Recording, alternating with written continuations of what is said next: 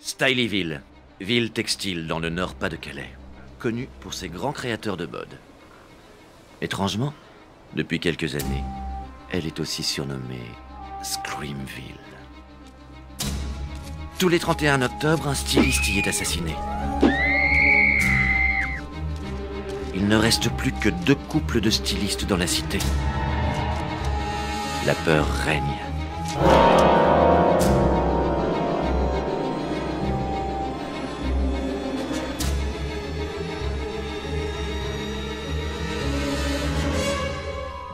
Les 2 couples de stylistes sont amis depuis longtemps. Ce soir-là, Cédric et Marion ont invité Mylène et Hervé. Mais à l'approche du 31 octobre, c'est toujours le même sujet de conversation qui refait surface. Et ça se termine toujours de la même façon. Le maire, récemment élu, est inquiet pour ses administrés. Il est déterminé à résoudre cette affaire. Pour cela, il convoque le grand détective Smith.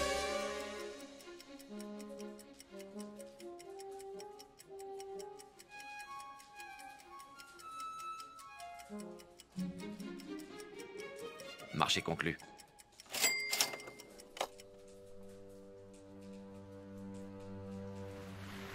Aujourd'hui, c'est le jour de la peur. Un défilé est organisé. À qui le tour?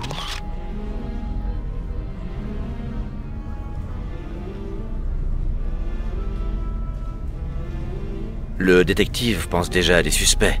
Il profite de cette occasion pour poser des micros.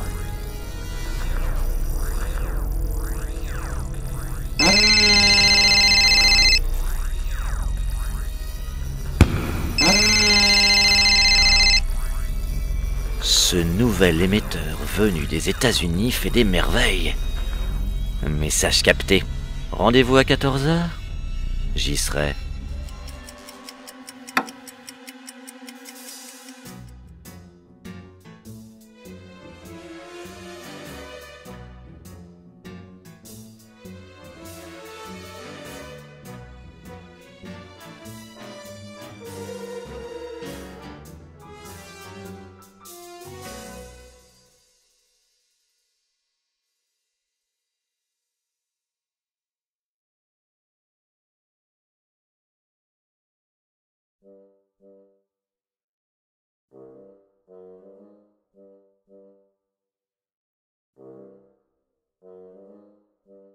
Les heures passent et Cédric n'a pas eu de rendez-vous. Se serait-il trompé?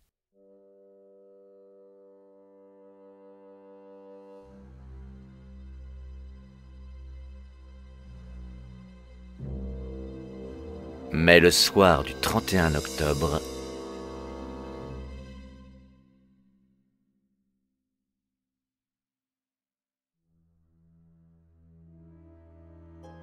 Smith est persuadé que Cédric et Marion sont impliqués dans l'affaire. Un interrogatoire s'impose.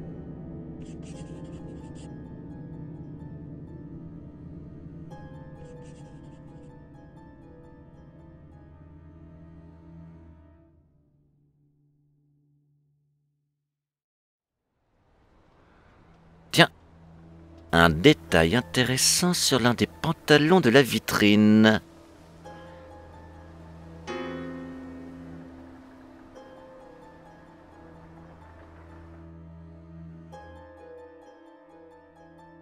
La veuve confirme. Oui, c'est bien le pantalon que mon mari portait le jour du défilé. C'est une pièce unique.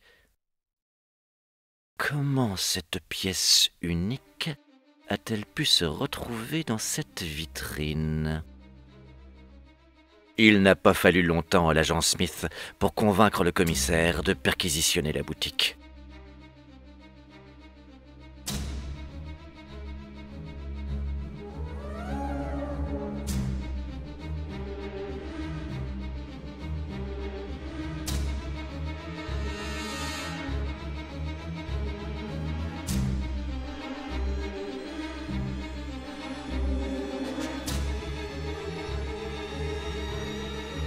L'erreur de trop.